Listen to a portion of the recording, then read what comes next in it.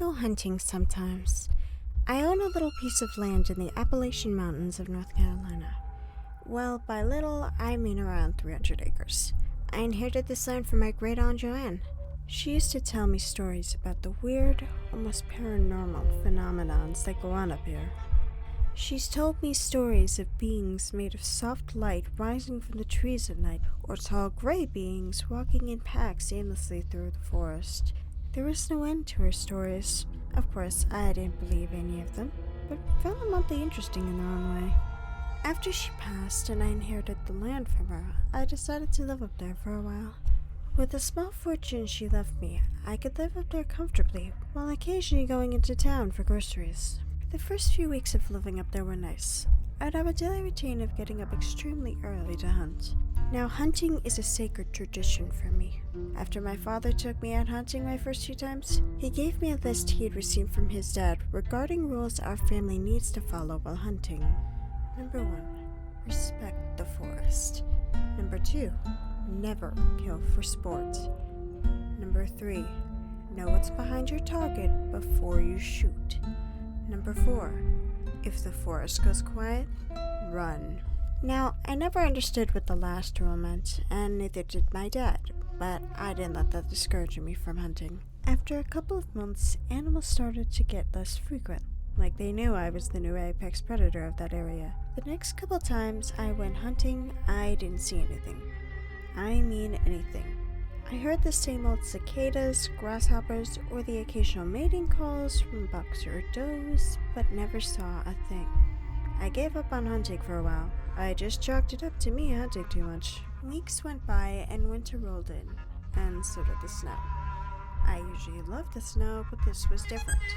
It seemed to have snowed twice as much on my property than in town or on anybody else's property. Weird. It snowed and snowed. Weeks went by and the snow never seemed to stop. In the beginning, I would shovel my front steps, but a new layer would blanket it the next day. I could barely take it. I was cold and miserable, and my food was running out, so I thought it would be an excellent time to go out and hunt. It was midday, but there had to be some animals out wandering around, so I got all my gear together and trekked the 2 miles to my deer stand. I liked having my deer stand far away from my house, so I could really be disconnected from all aspects of society. It wasn't a long ride to my stand.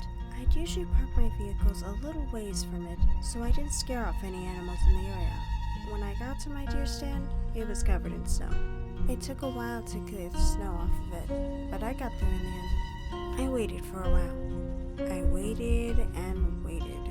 I eventually got nervous. What if I'd overhunted and ran all the animals from this area? Right when I was about to give up and do the walk of shame back to my vehicle, I heard it. It was a stick snapping into the weight of something stepping on it. My heartbeat started to quicken. I knew it had to have been close, and yet I didn't see a thing. I knew I heard something. I scanned the area in front of me. Nothing. I turned my body so I could see around the tree my stand had been on. Nothing. I went to position my body straight again, and when I did, I saw it. It was a deer, or something resembling one. It was around the same size as a 12-point buck, but it looked gray in the distance. I sensed something wasn't right, and zoomed in with my rifle. What I saw won't ever leave me. It looked like a deer, but it wasn't. Its skin was a smooth gray, alien almost. It had deep black eyes. Where its ears and antlers should have been was smooth. Its teeth were like razors. They extended out of its mouth a good few inches. It looked terrifying. Nothing in my life prepared me for this moment. Absolutely nothing.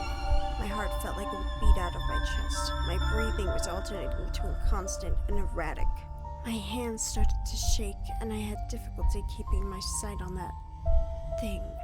What was no doubt 5 minutes felt like hours while it stood there motionless. That's when it looked at me, with its endless eyes staring directly into my soul. Then I shot it. Considering I'd been aiming at it this whole time, I don't know why I hadn't shot it earlier. It wailed in agony. It sounded like nothing I've ever heard before. It wailed and wailed as black liquid shot from the bullet hole, and just as quickly as it started wailing, it stopped and dropped to the ground. Right as it hit the snow, I darted down to the deer stand and ran in the opposite direction from the creatures to my vehicle I had parked nearby. I had noticed not a single sound had been playing from earlier, like they just stopped out of nowhere. Then, out of nowhere, I could hear more of those screams. Those terrible screams. I ignored them and ran as fast as the snow would let me to my vehicle. When I got to it, I threw my hunting bag and gun into the passenger seat and jumped in, slamming the door and locking it. I jammed the keys into the ignition, threw it into drive, and stomped on the gas. The tires spun and I took off, flying through the woods. I saw more of those things on the sides of the trails.